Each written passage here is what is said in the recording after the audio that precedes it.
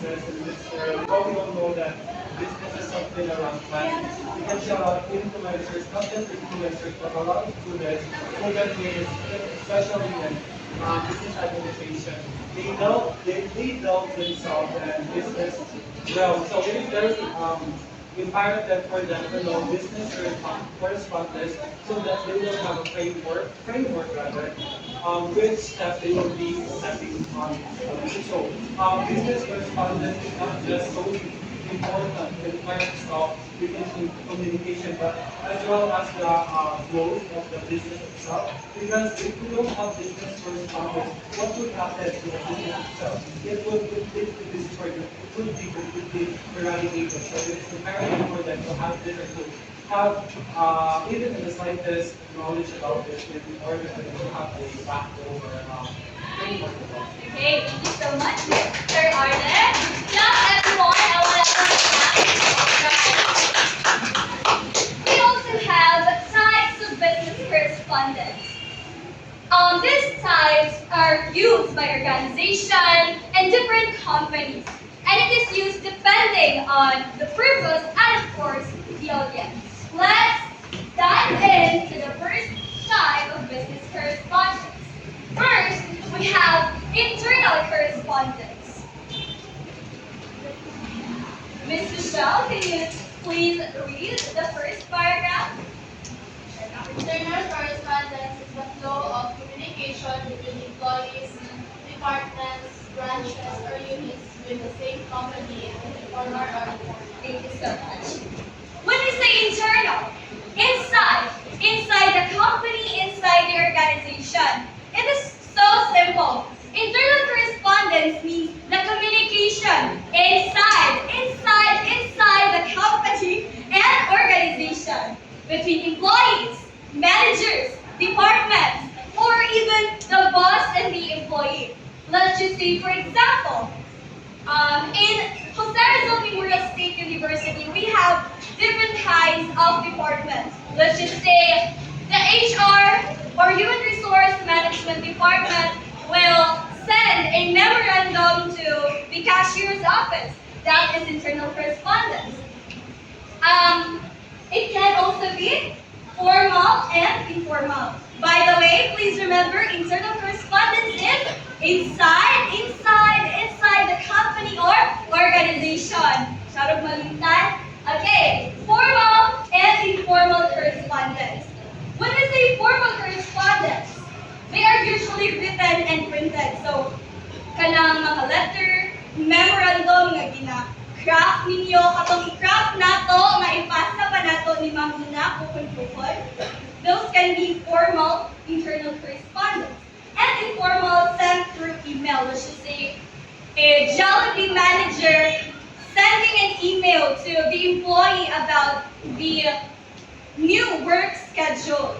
So that is internal correspondence. Next, we have external correspondence. Kung na-internal na po external, Miss Mecca, what do you think is external correspondence?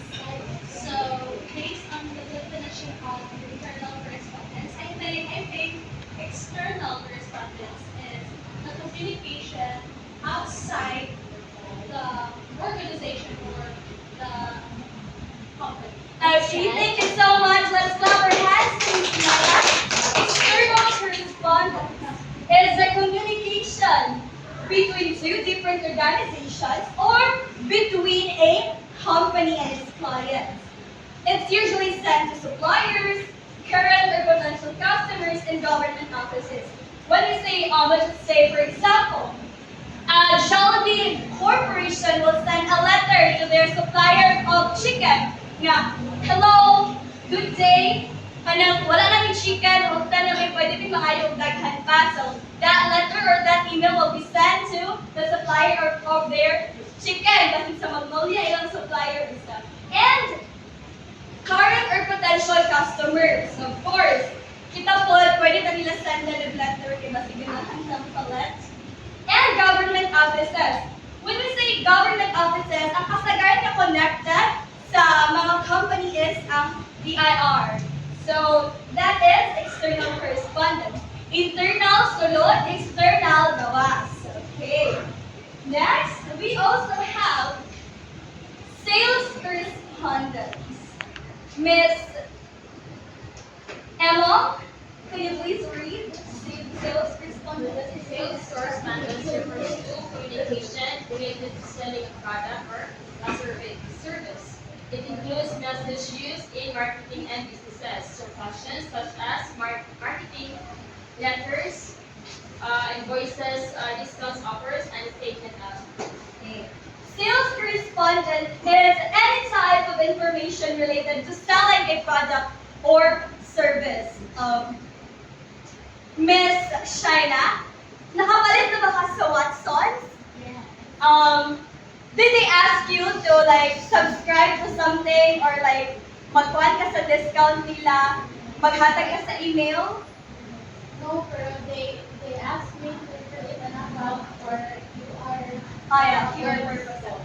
Yes. That is one of the example of sales correspondence. They're promoting a product, they're giving you discounts, and kasagaran sa sales correspondence, sometimes informal. Kaya, ginasend lang siya through online, through text messages. So, sales correspondence between an organization and future or present customers. We also have the examples of sales correspondence. Marketing letter. When a company sends a letter promoting a new product, let's just say, for example, ang Makinasad, na sila ay Chicken Joy. Maghatag sila og letters sa GMA. Letters, I hope this letter finds you well. Naami bagong product. This, i-promote na mo nga product, magbayad mi ninyo, chu-chu, ana. So, that is to promote their product. Maghatag sila og letter in order for the people to know na sila yung nga product, na sila new product i-release. Invoice. A business sends a bill to a customer for a purchase. Okay. One example is sa McDonald's. If mag-pay ta through card or through online payment, mag-send na sila of receipt.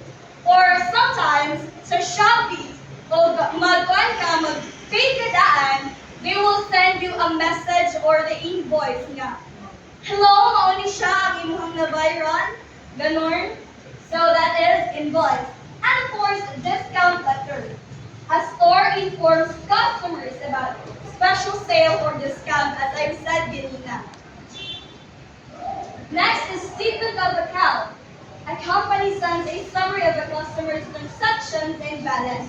Sometimes, ang statement of account is naani siya when you have sa credit company, credit card. Kana sa mga kuan, like mag-send sila sa imuhang mga ginagastoan na nga month, and then they'll send you their balance kung pino na lang ang pwede mo gasto. And of course, order confirmation. Siguro kinatanan naka-receive any order confirmation, right? Okay. So order confirmation, let's just say I will order sa Shopee, ugbuyanan. Then after I check it out, i-check out ako siya, then i-place order, mag-send din sila order confirmation na receive na lang yung order and mag-follow na nilang details hangtod sa ma-deliver na siya. So, that is sales correspondence. Okay. Miss Welling, can you please give me a name? Okay. Kuya Francis, can you please give me the definition of internal correspondence, external correspondence, and sales correspondence? Like a summary. So, internal correspondence talks about the communication inside the communication organization or offices, while on the other hand, the external correspondence talks about the outside communication from the world itself, external, in the communication of office and then probably within the office as well. So while on the other hand, the sales correspondence talks about promoting products or um, promoting products or even communication to the buyers. Okay, thank you so much, Kuya Francis. So,